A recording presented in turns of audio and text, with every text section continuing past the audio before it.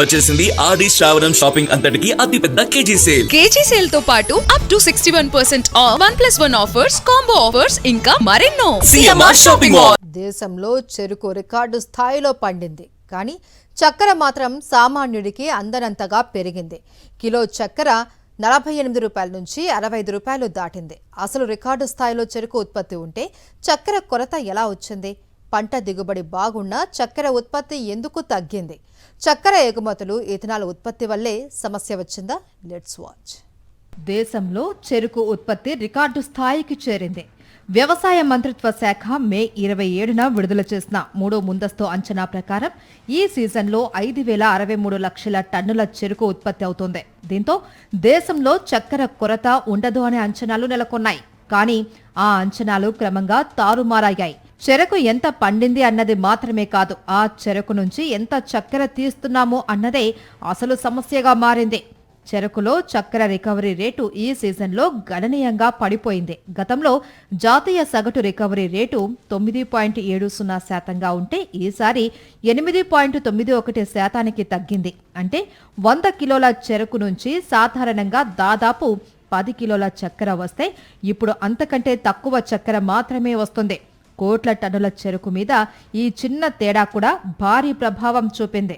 Rat rot, top borer వంటి తెగుళ్లతో పాటు అధిక వర్షాలతో నీటి మునక కూడా చెరుకు నాణ్యతను దెబ్బతీశాయి. దీంతో 2025-26 సీజన్లో చక్కెర ఉత్పత్తి అంచనా 343 లక్షల మెట్రిక్ టన్నుల నుంచి దాదాపు 306 లక్షల మెట్రిక్ టన్నులకు పడిపోయింది. అంటే తొలినాటి అంచనాలతో పోలిస్తే దాదాపు 37 లక్షల టన్నుల లోటు ఏర్పడింది. మరింత ఆసక్తికరమైన విషయం ఏంటంటే సమస్యకు సంబంధించిన హెచ్చరికలు ముందే కనిపించాయి. 2025 డిసెంబర్ నుంచి 2026 ఫిబ్రవరి మధ్య ఇండియన్ కౌన్సిల్ ఆఫ్ అగ్రికల్చరల్ రీసెర్చ్కు చెందిన శాస్త్రవేత్తలు నిర్వహించిన క్షేత్రస్థాయి సర్వేల్లో కీలక చెరకు ప్రాంతాలలో రెడ్ రాట్ వ్యాధి వ్యాప్తిని గుర్తించారు. ఇక చక్కెర ఎగుమతులు కూడా మరో కీలక అంశంగా మారాయి. 2025 నవంబర్లో ప్రభుత్వం దాదాపు 15 లక్షల టన్నుల చక్కెర ఎగుమతికి అనుమతి ఇచ్చింది. దేశీయ నిల్వలు సరిపోతాయి అన్న అంచనాతో ఆ కోటాను 20 లక్షల టన్నులకు పెంచింది. అయితే చివరకు దాదాపు 8 లక్షల టన్నులే ఎగుమతి అయ్యాయి. సరఫరా పరిస్థితి మారుతున్నట్లు స్పష్టమయ్యాకే మేలో ప్రభుత్వం ఎగుమతులపై ఆంక్షలు విధించింది. కాబట్టి ఇప్పుడు కొరతకు ఎగుమతులే ఏకైక కారణం కాదు. కానీ సరఫరా అంచనాలు మారుతున్న సమయంలో తీసుకున్న నిర్ణయాల టైమింగ్ మాత్రం ఇప్పుడు చర్చనీయాంశంగా మారింది. చక్కెర ధరల పెరుగుదలలో ఇథనాల్ అంశం కూడా తెరపైకి వచ్చింది. చెరకు రసం, ఇతర చెరకు ఆధారిత ముడి పదార్థాలతో ఇథనాల్ తయారు చేయొచ్చు. దీంతో చక్కెరకు బదులుగా చెరకు ఇథనాల్ వైపు మళ్లిందా అన్న ప్రశ్నలు వచ్చాయి. అయితే కేంద్రం మాత్రం ప్రస్తుత ధరల పెరుగుదలకు ఇథనాల్ కోసం చక్కెరను మళ్లించడమే కారణం అన్న వాదనను తోసిపుచ్చింది.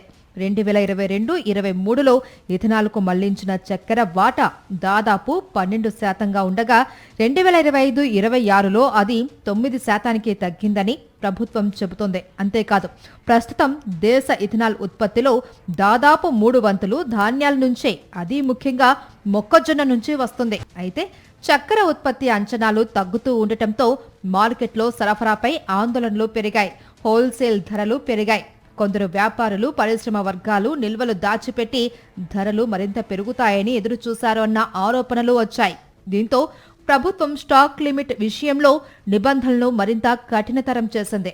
నెలకు 10 టన్నులకు మించి చక్కెర వినియోగించే బల్క్ వినియోగదారులు 15 రోజుల అవసరానికి మించి నిల్వ ఉంచుకోకుండా పరిమితులు విధించింది.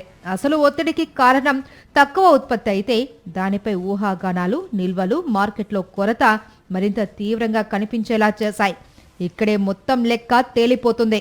తొలుత 343 లక్షల మెట్రిక్ టన్నుల చక్కెర ఉత్పత్తి అవుతుందని అంచనా. ఇప్పుడు 306 లక్షల మెట్రిక్ టన్నులకే పరిమితమయ్యే పరిస్థితి. మధ్యలో ఎగుమతులకు అనుమతులు, కొంత చక్కెర విదేశాలకు తరలింపు, ఇథనాల్ ఉత్పత్తి కూడా లెక్కల్లో ఉండటం, మరోవైపు పండుగల సీజన్తో డిమాండ్ పెరగడం అన్నీ కలిశాయి. దీనికి తోడు క్రషింగ్ సీజన్ కూడా ముగిసింది. మిల్లులు చెరకు గానుగా ఆపిన తర్వాత అకస్మాత్తుగా ఏర్పడిన లోటును వెంటనే కొత్త చక్కెరతో భర్తీ చేసే అవకాశం ఉండదు. దీంతో రికార్డు చెరకు పండించిన దేశం ఇప్పుడు చక్కెర దిగుమతులు చేసుకునే స్థితికి వచ్చింది.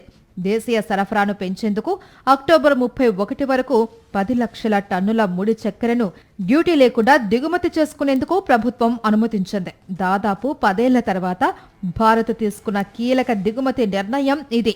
పోర్టుల వద్ద ఉన్న రిఫైనరీలు దిగుమతి చేసుకున్న చక్కెరను శుద్ధి చేసి దేశీయ మార్కెట్కు అందించగలవు. అయితే బ్రెజిల్ వంటి దేశాల నుంచి భారీ సరఫరాలు రావడానికి కొంత సమయం పట్టే అవకాశం ఉంది. మరోవైపు చక్కెర ప్రభావం సామాన్యుడిపై ఇప్పటికే కనిపిస్తోంది.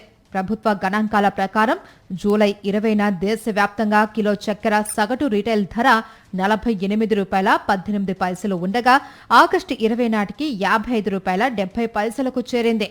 కొన్ని మార్కెట్లలో ₹65 కూడా దాటింది. గణేష్ చతుర్థి, దసరా, దీపావళి వరుస పండుగలతో చక్కెరకు డిమాండ్ మరింత పెరిగే అవకాశం ఉంది. అందుకే ధరల పెరుగుదల మరింత తీవ్రం కాకుండా ప్రభుత్వం ఎగుమతుల నియంత్రణ, స్టాక్ పరిమితులు, దిగుమతులు వంటి చర్యలు చేపడుతోంది. రికార్డు స్థాయిలో చెరుకు పండింది అన్న ఒక్క లెక్కతో దేశంలో చక్కెర సరఫరా కూడా రికార్డు స్థాయిలో ఉంటుందని చెప్పలేం. పంట నాణ్యత తగ్గితే, రికవరీ పడిపోతే చక్కెర ఉత్పత్తి కూడా తగ్గిపోతుంది. ఉత్పత్తి అంచనాలు, ఎగుమతుల నిర్ణయాలు, నిల్వల నిర్వహణ ఇవన్నీ మారుతున్న పరిస్థితులకు తగ్గట్టుగా సర్దుబాటు కాకపోతే దాని ప్రభావం చివరికి వినియోగదారుడి వంటింటికే చేరుతుంది. ఇప్పుడు భారత్ ఎదుర్కొంటున్న చక్కెర కొరత ఇదే లెక్కను స్పష్టంగా చెబుతుంది. మరిన్ని అప్డేట్స్ కోసం ఛానల్ ను సబ్స్క్రైబ్ చేయండి. నోటిఫికేషన్స్ కోసం బెల్ ఐకాన్ పై క్లిక్ చేయండి.